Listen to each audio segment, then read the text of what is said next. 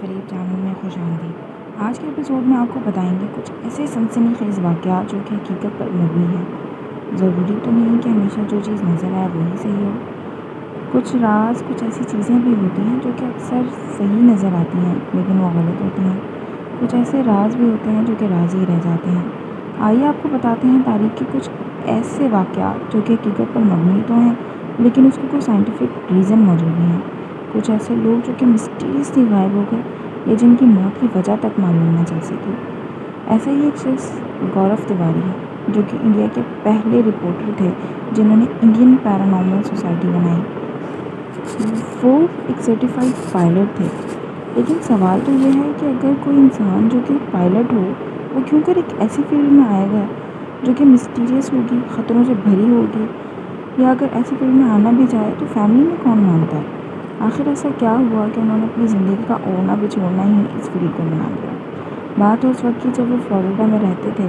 وہاں ان کو اکثر ایسی چیزیں محسوس ہوتی تھی جن کی کوئی ایکسپلینیشن نہ تھی، جیسے کبھی ان کو کسی بچے کی ہنسنے کی آوازیں آتی، لائٹ کا چلنا بجھنا اور ہر وقت کسی کی موجودگی کا احساس۔ یہ سارے واقعات نے ہی انہیں اکسایا اور انہوں نے پیرانارمل سوسائٹی کا انعقاد کیا۔ دوستو، گورو تیواری کی موت انتہائی پراسرار طریقے سے ہوئی۔ وہ محض 34 برس کے تھے۔ 2016 میں جب ان کا انتقال ہوا تو پوری دنیا میں ڈر اور خوف کی لہر دوڑ گئی۔ وہ اکثر اپنے گھر والوں کو کہا کرتے تھے کہ ان کے پیچھے کوئی بہت بھیانک سی چیز ہے جو کہ ان کی جان کے در پہ ہے۔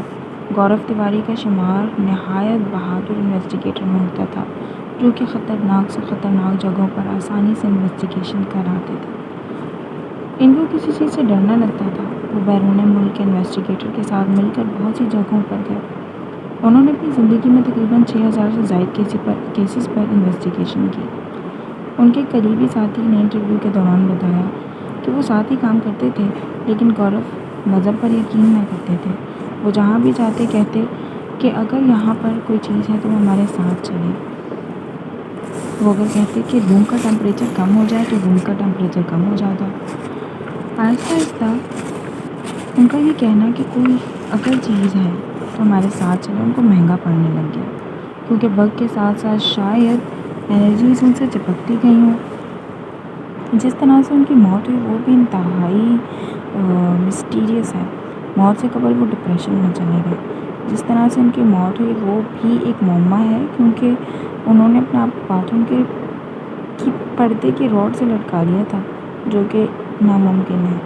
دوستو، کہیں نہ کہیں ہر کوئی میری اس بات سے سہمت ہوگا کہ مذہب انسانی زندگی کا بنیادی حصہ ہے۔ ڈارک انرجیز انسان کی ذات کو نقصان پہنچا سکتی ہیں، اسی لیے اللہ تعالیٰ نے ہمیں ان سے بچانے کے لیے مختلف طریقے بتائے ہیں۔